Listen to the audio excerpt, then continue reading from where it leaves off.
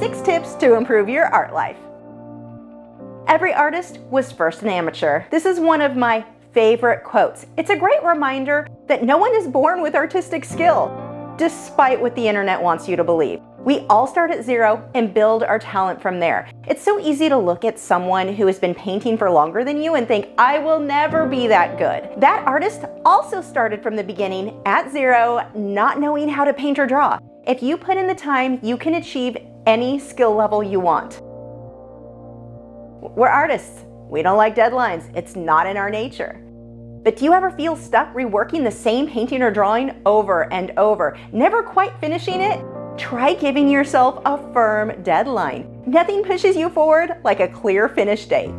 It forces you to make confident decisions instead of second-guessing everything. You know how it goes. Is this too light? Maybe I should darken it. 20 minutes later, now it feels too dark. Suddenly, hours have vanished with almost no real progress. A deadline helps to break that cycle. It tells you to choose, commit, and keep moving. Yes, if you love photorealism like me, accuracy matters.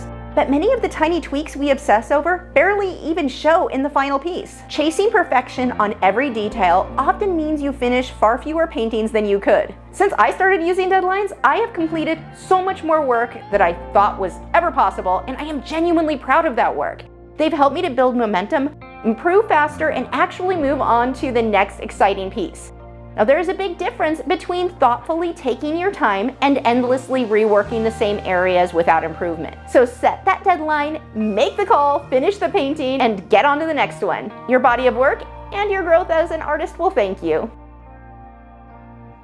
Studies for more accurate art. If you are struggling to create accurate work, try doing smaller studies before painting the full project. This is something we've been working on a lot over on Patreon. For example, if you want to paint a tiger, start by painting or drawing just the eye with all the detail, shading, and fur around that eye. Then paint or draw just a patch of fur, a single ear, or a paw.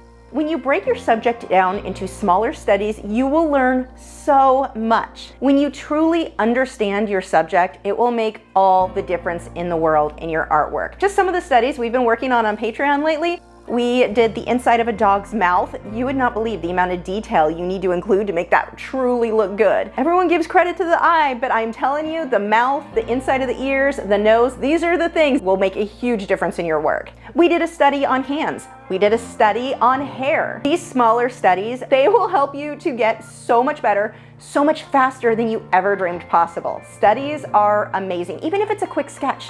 Just a quick sketch, looking at your own hand and drawing that will make a huge difference in your skill level. Preparation for art time. Here's a powerful habit that can make your painting sessions way more effective. Do a little prep work before you sit down to paint. The day before or the morning of your planned painting session, especially if you paint in the evening, spend about 15 to 30 minutes getting everything ready. Clean up your workspace, put away any stray pencils, wipe down your palette, and set out fresh paper towels. Prep your surface. Cut and tape your paper to the board or complete your initial drawing. Load your reference photo onto your monitor. Why bother doing all of this ahead of time? Because nothing kills creative momentum faster than sitting down excited to paint. You finally got that time to paint, only to waste the first hour hunting for a missing reference photo, digging through clutter, or realizing you cannot find your favorite paintbrushes. By the time you finally get started, your mind is frustrated and scattered instead of calm and focused, and you just wasted an hour. When everything is clean, organized, and waiting for you, you can walk straight to your session and dive right in. The result? Smoother flow, deeper concentration, and dramatically more refined work that isn't as scattered as your brain is when you lost the reference photo again. Prep like a pro, then paint like an artist.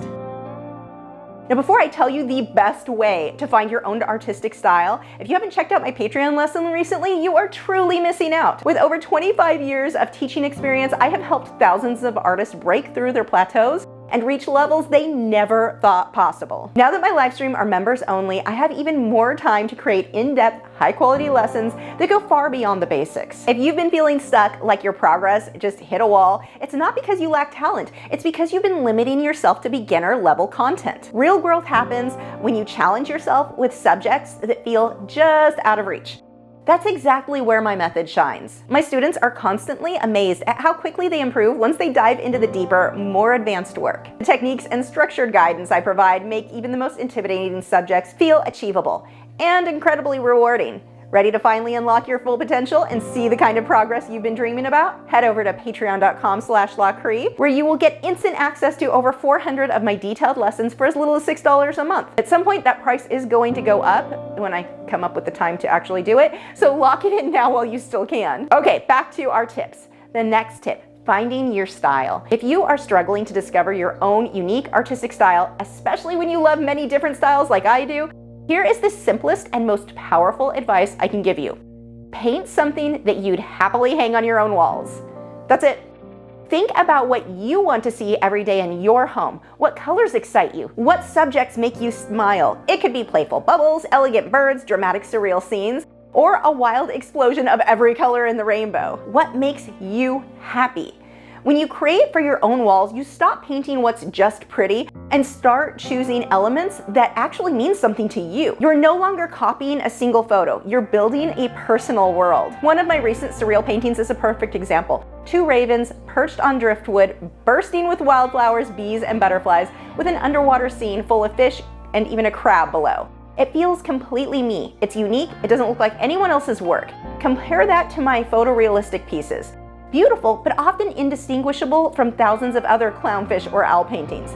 Now, there's nothing wrong with those. That's not necessarily how you're going to find your voice. So if you're searching for your own signature style, stop worrying about trends and start painting what you love. Create the art that you'd be proud to live with every single day, and your unique style will finally begin to shine through. Lighting and angles. A few adjustments to a subject can elevate your art from beginner to pro.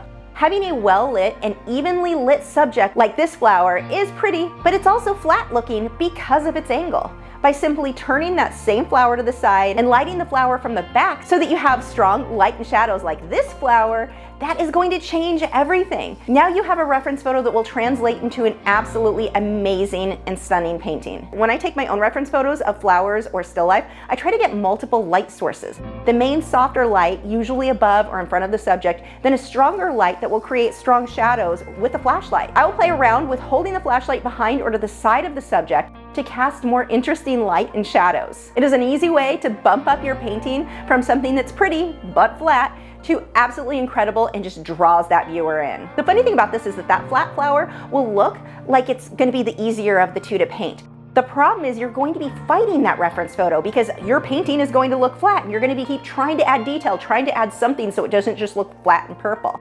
If you use the reference photo that looks more difficult, it's actually easier. If you're copying what you see in that photo, your artwork is going to reflect all of those differences. You're not fighting the photo to try to invent lighting, try to invent shading and depth because it's in the photo. Choosing the right reference is going to just take your work to a completely new level. Does your acrylic paint dry too fast? Check out this video here where I show you the solution, and it's really inexpensive. I like inexpensive.